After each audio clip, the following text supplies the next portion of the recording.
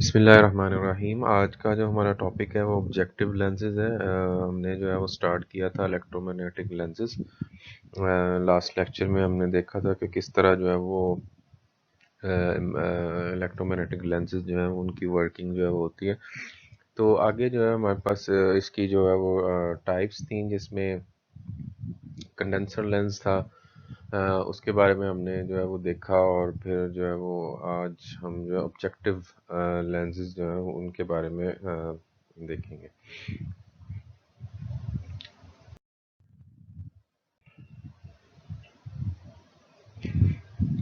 Objective lens जो होता है ये इसको हम कह लें कि जो हमारे कॉलम जो होता है, इलेक्ट्रॉन कॉलम, उसमें जो फाइनल लेंस होता है वो ऑब्जेक्टिव लेंस होता है। यानी after passing the objective lens जो इलेक्ट्रॉन बीम है वो जो है वो आप कह लें कि जस्ट आपका जो स्पेसिमेन है उसके ऊपर उसने फॉल करना होता है, और इसलिए जो हम इसको कहते हैं कि ये जो है वो हमारे पास फाइनल लेंस होता है। इसके बाद बीम जो है वो डायरेक्टली स्पेसिमेन के ऊपर जाती है, या यहाँ पे हम अपर्चर्स जो है वो भी यूज़ करते हैं। अपर्चर्स के बारे में हमने लास्ट लेक्चर में देखा था कि क्या होते हैं। तो वो just to control the beam हम यहाँ अपर्चर यूज़ कर लेते हैं। लेकिन लेंस टाइप जो हमारे पास जो कंडेंसर ऑब्जेक्टिव है ये दो ही हैं, और इसमें ये है कि जो ऑब्जेक्टिव है ये एंड पे आता है, और उसके बाद आपकी जो इलेक्ट्रॉन बीम है वो आप समझें कि स्पेसिमेन के ऊपर उसने फॉल करना होता है। So it is designated as the probe forming lens in the SEM, क्योंकि हमारे पास ये लास्ट एंड पे आता है, और इसके बाद जो है वो बीम इलेक्ट्रॉन जो है बीम की सॉरी जो इलेक्ट्रॉन बीम है उसने जो आपका स्पेसिमेन है उसके ऊपर फॉल करना होता है। और इसको हम जो है जो बीम स्पेसिमेन तक पहुंच रही थी है, इसको ही हम जो है वो प्रॉब भी कहते हैं। प्रॉब करंट भी हम की डेफिनेशन भी हमने पहले की थी।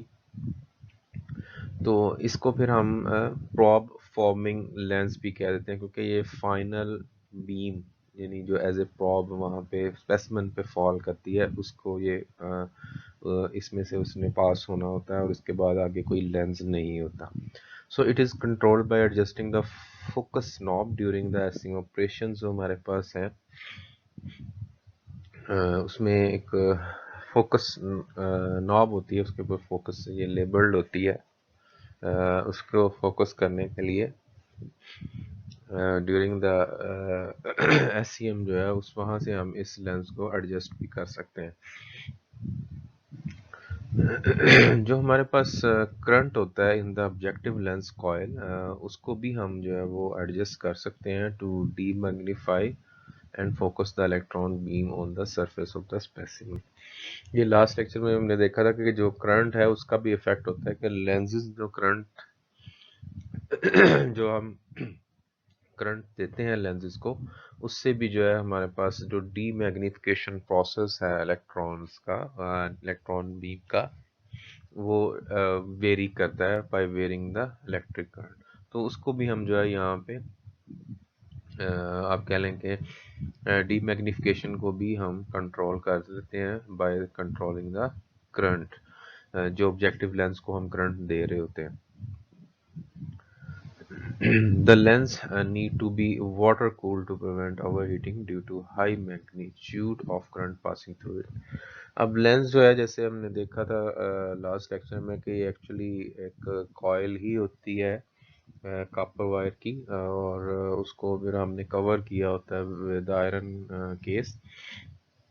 अब इस कॉइल में से करंट पास करते हैं, और उससे ही ये सारा जो है वो इसका इलेक्ट्रोमैग्नेटिक इफेक्ट जो प्रोड्यूस हो रहा होता है, जिसमें इलेक्ट्रॉन जो है वो डिफ्लेक्ट होते हैं और अपना पाथ चेंज करते हैं। तो यहाँ पे हाई वोल्टेज या जो हमारे पास हम इसको हाई मैग्नीट्यूड ऑफ करंट जो दे रहे होते हैं उस वजह से ये ओवर हीट भी हो सकता है। तो इसको हमने जो है वो कूल करना होता है बाय कूलिंग सिस्टम।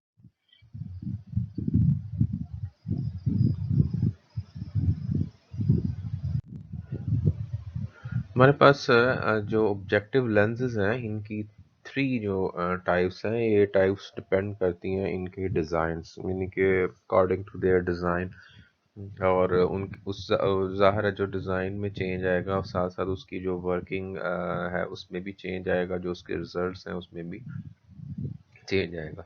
तो फर्स्ट टाइप जो हमारे पास है ये पिन होल लेंसेज हैं। This is the most common use objective lens with a small bore diameter.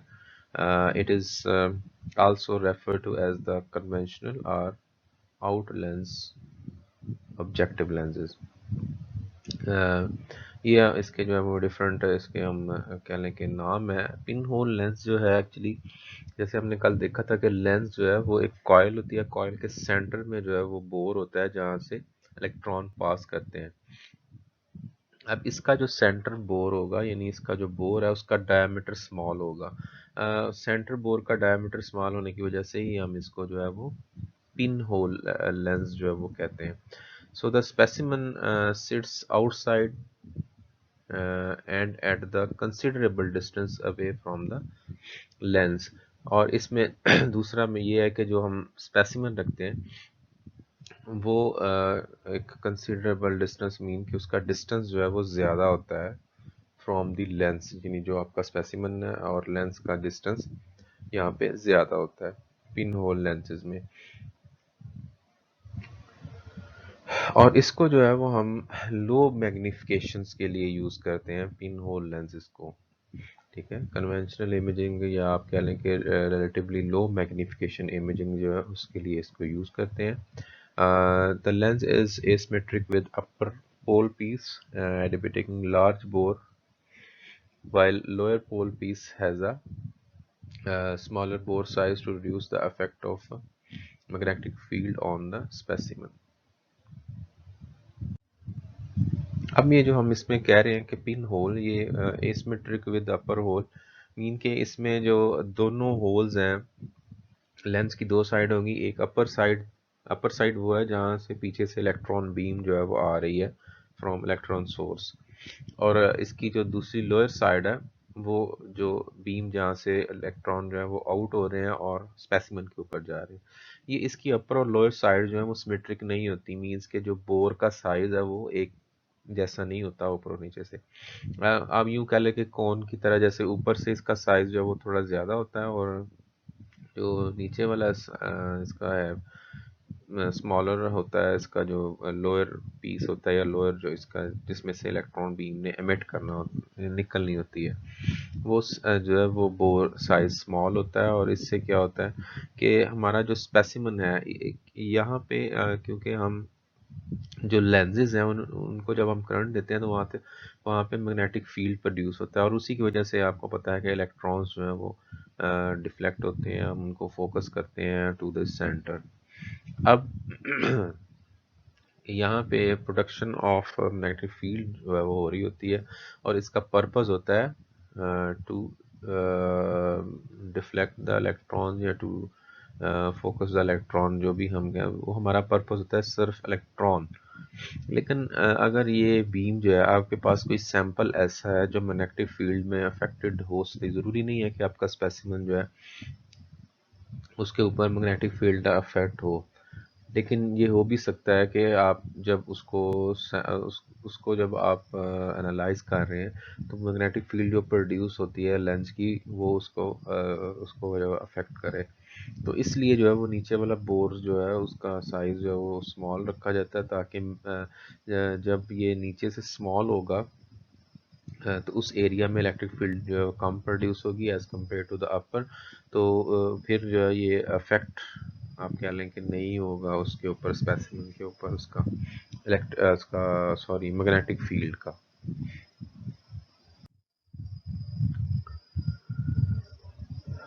Okay, this provides flexibility in the use of specimen with large dimensions up to several centimeters, and also imaging at large working distance up to 40 mm, resulting in high depths of field.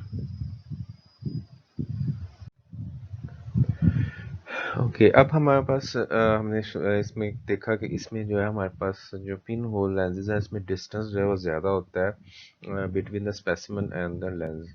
उस वजह से जो है इसको हम कहते हैं कि इसका वर्किंग डिस्टेंस जो है वो लार्ज है। वर्किंग डिस्टेंस ये होता है कि जहाँ पे बीम प्रोड्यूस हो रही है उससे और लेके आपके स्पेसिमन तक जो डिस्टेंस होता है इसको हम वर्किंग डिस्टेंस कहते हैं। अगर ये लार्ज हो तो इसमें ये होता है कि आप डिफरेंट डायमेंशंस में स्पेसिमन को एनालाइज कर सकते हैं। मसलन आप उसको टिल्ट करें, नीचे जो स्पेसिमन स्टेज है वो टिल्ट भी हो जाती है, ठीक है, वो उसकी मूवमेंट जो है वो इस तरह की होती है कि वो टिल्ट हो जाए, तो इस तरह फिर आप जो है डिफरेंट एंगल्स से जो है वो इमेज ले सकते हैं। Okay, the lower part of the lens is conical to allow tilting of the specimen and placement of detectors close to specimen surface to increase solid angle of signal collection. इस यही कि अगर वो specimen cone shape, जैसे मैं पहले मैंने आपको बताया कि ये कॉनिकल टाइप होगी और उससे एक तो ये होगा कि नीचे से वो कौन उसका साइज स्मॉल होता है, डायमीटर कम होता है, सेकेंडली जो उसका रेजिस्टेंस ज़्यादा, तो इस वजह से उसकी हम टिल्टिंग जो है वो कर सकते हैं। अब एक ये है कि टिल्टिंग होगी, सेकंड ये है कि आपका डिटेक्टर जो है उसका डिस्टेंस आपके स्पेसिमन से जो है वो आप कह लें कि मिनिमम होगा। ठीक है, स्पेसिमन के क्लोज होगा। अब स्पेसिमन के क्लोज होने से क्या होगा कि आपके जो वहाँ से जो इलेक्ट्रॉन्स एमिट हो रहे हैं, यानी जो डिटेक्टर ने डिटेक्ट करने हैं, उसमें आप कह लें कि वो मैक्सिमम डिटेक्शन जो है वो उसकी हो जाएगी। ठीक है, उसकी सिग्नल जो है वो ज़्यादा होने का मतलब ये है कि मैक्सिमम कलेक्शन ऑफ इलेक्ट्रॉन्स जो है वो डिटेक्टर पे होगी। The end of the lens facing the specimen is flat to allow mounting of a backscatter detector directly below the pole piece। And जो है उसकी जस्ट आप फ्लैट का मतलब ये है कि कॉनिकल है। अब फ्लैट का मतलब ये है कि वो नीचे जो उसकी टिप है वो जस्ट आप कह लें कि इतनी शार्प नहीं है। ठीक है, उसको होल उसमें से जो है होल उसका फाइन ही होगा, यानी स्मॉल होगा, लेकिन जो उसका एंड हो रहा है वो थोड़ा सा आप कह लें कि फ्लैट बना होगा। और ये जो है ये बैक स्कैटर इलेक्ट्रॉन्स जो है उसकी कलेक्शन के लिए जो है वो उसको इस तरह बनाया जाता है।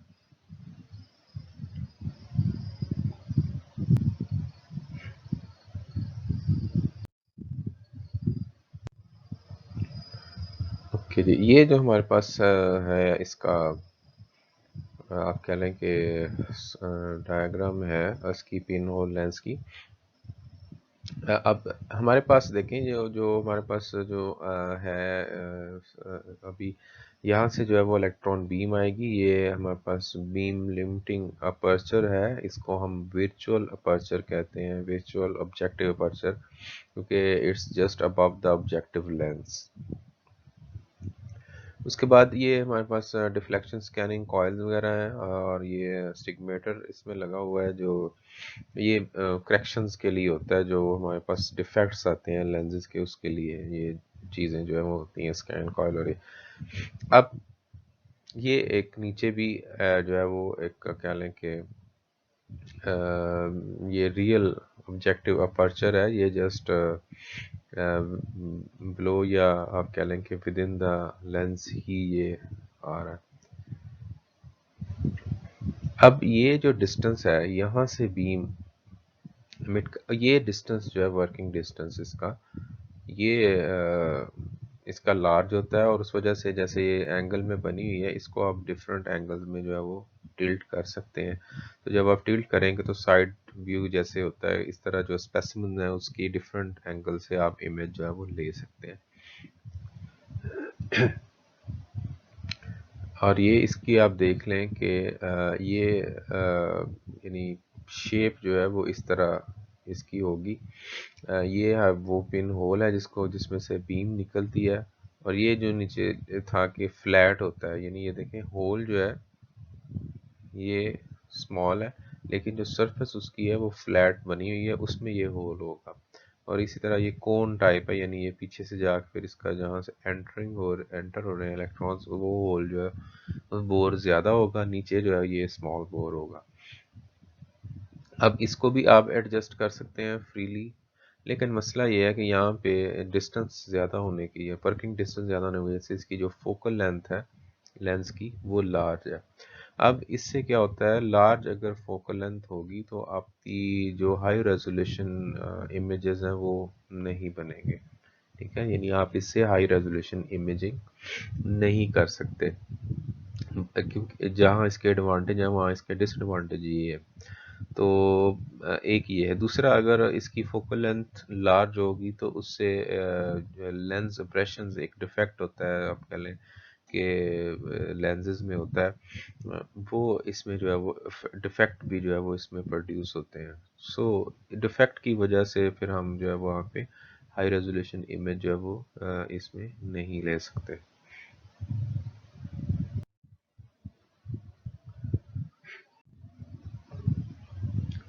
सेकंड टाइप जो है हमारे पास ये इमर्जन लेंस है। In this design the specimen to be examined is placed within the bore of the lens. इसमें जो है वो जो आपका स्पेसिमेन होता है ये विद इन द लेंस ही होता है। Okay, though specimen is raised up to its position, this restricts the size of the sample that can be examined to a few millimeter. अब क्योंकि हमारा स्पेसिमेन जो है उसने विद इन द लेंस होना है, तो इसमें फिर हमारे पास एक रिस्ट्रिक्शन होगी सैंपल्स की, कि जो आप सैंपल उसमें ले रहे हैं और आपने रखना है, स्पेसिमेन की स्टेज होती है उसमें रख के फिर उसको जो है वो लिफ्ट किया जाता है ऊपर को, वो फिर उस अपनी जो पोजीशन है जिसमें वो एडजस्ट करना होता है वहाँ तक हम उसको ले जाते हैं। अब इसमें ये मसला होता है कि जो सैंपल है उसका साइज़ आप जो है वो उसको बड़ा नहीं ले सकते, ठीक है, ठीक है, सैंपल साइज रिस्ट्रिक्टेड होता है क्योंकि आपने इंसर्ट करना होता है उसके अंदर। अगर साइज बड़ा होगा तो फिर वो सैंपल जो है वो इंसर्ट नहीं होगा। It also makes it more challenging to collect the signal generated by the specimen. In immersion lens mode, the magnetic field of the lens engulf the specimen, giving a small focal length of 2 to 5 mm. इसमें जो major आप कह लें कि difference है वो ये है कि जो इलेक्ट्रिक फील्ड है उसने एनगल्फ यानी स्पेसिमेन को जो है वो बिल्कुल आप कह लें चारों तरफ से या फ्रॉम ऑल साइड जो है वो उसने उसको कवर किया होता है, और इसकी फोकल लेंथ जो है वो स्मॉल होती है, यानी 2 to 5 mm होती है। Small working distance and focal length geed lowest lens abrasion, जो हमने अभी बात की थी कि डिफेक्ट जो है लेंस अब्रेशन जो है उसके चांसेस कम हो जाते हैं स्मॉल डिस्टेंस की वजह से। जो आपकी प्रॉब है उसका साइज जो है वो फाइन हो जाता है, और जो आपकी इमेज है वो हाईएस्ट रेजोल्यूशन इमेज बन जाती है। ये देख लें कि रेजोल्यूशन जो है इमेज की, जितना आपका वर्किंग डिस्टेंस कम करते जाएंगे आप हाई रेजोल्यूशन इमेज लेंगे, जितना आप वर्किंग डिस्टेंस बढ़ाते हैं उतना लो रेजोल्यूशन इमेज जो है वो, क्योंकि आप कह लें क्योंकि डिटेल्ड स्टडी नहीं होती, बीम जो है वो जब उसका डिस्टेंस जो है वो ज़्यादा हो उसका जो वर्किंग डिस्टेंस है, तो वर्किंग डिस्टेंस कम होने की वजह से यहाँ पे जो इमेज बनते हैं वो हाई रेजोल्यूशन इमेज जो है वो बनते हैं। So this type of lens and design is currently used in modern SEMs जो है just for the nano materials, क्योंकि इनमें हमें हाई रेजोल्यूशन इमेजेस चाहिए होते हैं, इनका साइज बहुत छोटा होता है, उनको देखने के लिए इमेज जो है वो हाई रेजोल्यूशन जो है वो चाहिए होते हैं नैनो स्केल पे, तो इसलिए मॉडर्न एसईएम्स में जो है वो यूज़ किया जाता है। ये आप देख लें, इसका जो है वो बना हुआ है डायग्राम। ये हमारे पास अपर्चर है, ये डिटेक्टर है, ये एक्चुअली ये सारा जो है ये क्या है, लेंस है। अब ये स्पेसिमेन देखिए ये विद इन द लेंस है, ये जो पोल्स होते हैं लेंस के वो इस तरह बने हुए हैं सेंटर में, तो स्पेसिमेन स्टेज नीचे होती है, वहाँ पे हम इसके रख के सैंपल को जो है वो अपलिफ्ट करते हैं और यहाँ पर इसको जो है, अब इसमें यह विद इन द लेंस ही जो है ये आपका स्पेसिमेन। अब जो ये बोर साइज होगा लेंस का, ये जो है उसी के हिसाब से आप सैंपल इसमें इंसर्ट कर सकते हैं। अगर इस बोर साइज से यानी इसका जो डायमीटर है उससे बड़ा कोई आपके पास होल्डर है सैंपल का, अगर उसके ऊपर आप सैंपल लगाते हैं तो फिर वो आप इसमें डिटेक्ट नहीं कर सकते क्योंकि वो इसमें इंसर्ट ही नहीं होगा। ओके जी, नेक्स्ट जो हमारे पास टाइप है इसकी ऑब्जेक्टिव लेंस की वो है स्नॉर्कल लेंस। इसमें जो होता है हमारे पास स्पेसिमेन जो होता है is placed immediately below the objective lens, यानी इसमें होता है बिलो दी ऑब्जेक्टिव लेंस ही है, बिलो दी लेंस होता है स्पेसिमेन, लेकिन जस्ट आप कह लें कि इमीडिएटली मीन्स के जस्ट बिफोर द जो है वो उसके साथ ही आप कह लें कि वो स्पेसिमेन होता है। So the relative placement of the sample is such that the magnetic field of the lens extends to the surface of the sample। अब क्योंकि ये क्लोज होता है बहुत, तो यहाँ पे मैग्नेटिक फील्ड जो है वो सैंपल सरफेस के ऊपर जो है वो एक्सटेंड करेगी, वहाँ पे उसका इफेक्ट जो है वो भी होगा। This design combines the benefits of both types of lenses. जो हमारे पास पिन होल था और जो इमर्जन था, पिन होल में था डिस्टेंस ज़्यादा था और इमर्जन में ये था कि डिस्टेंस जो है वो कम है, मींस कि वो विद इन द लेंस था।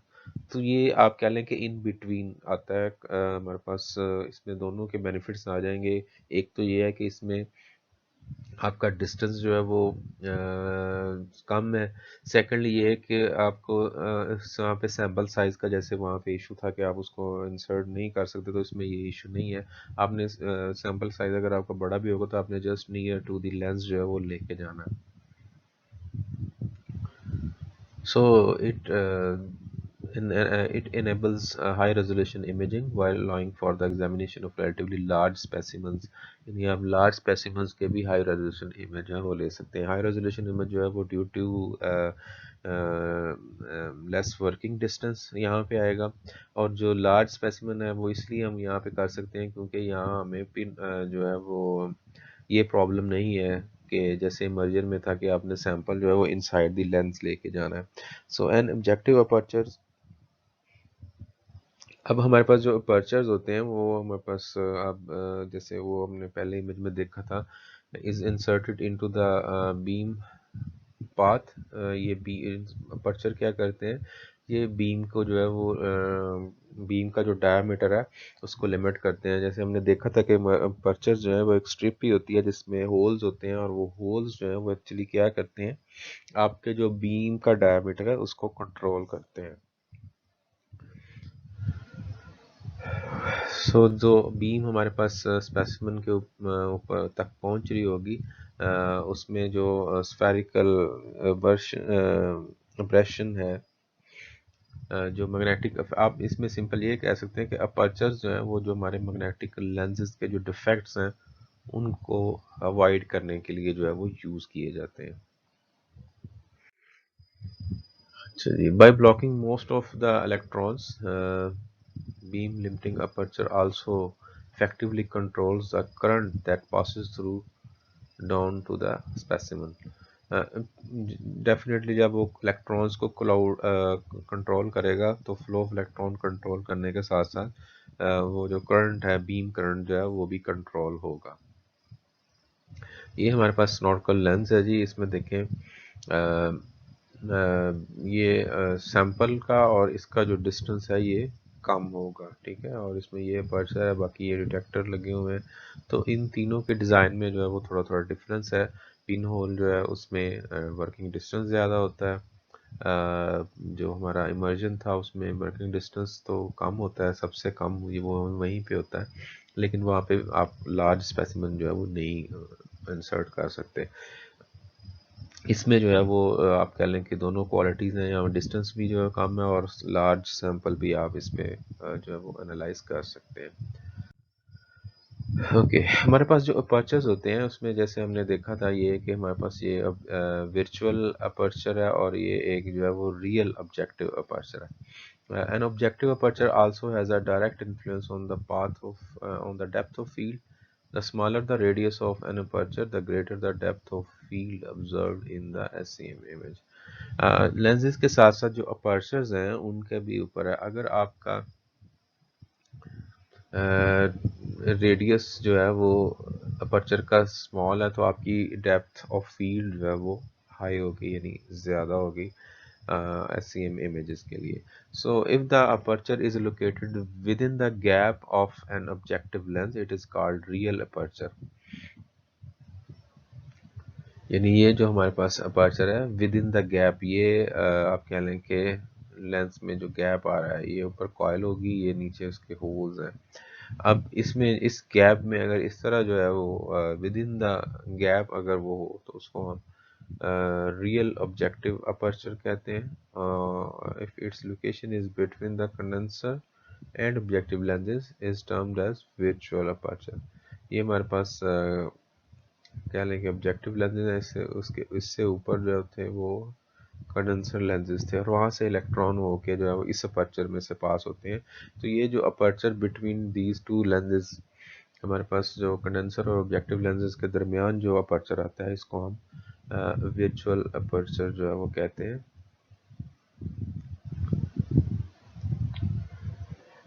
और ये आप वर्चुअल अपर्चर अगर आप देखें तो ये सब में आपको मिलेगा, इसमें भी है, इसमें भी है, तीनों में है. लेकिन जो हमारे पास रियल अपर्चर है वो इसमें और इसमें जो है, जैसे ये हमारे पास इमर्जन है और ये स्नॉर्कल है, इसमें दोनों में भी नहीं है. ठीक है. और जो पहला हमारा था उसमें ये वर्चुअल और रियल अपर्चर जो है वो दोनों उसमें होते हैं.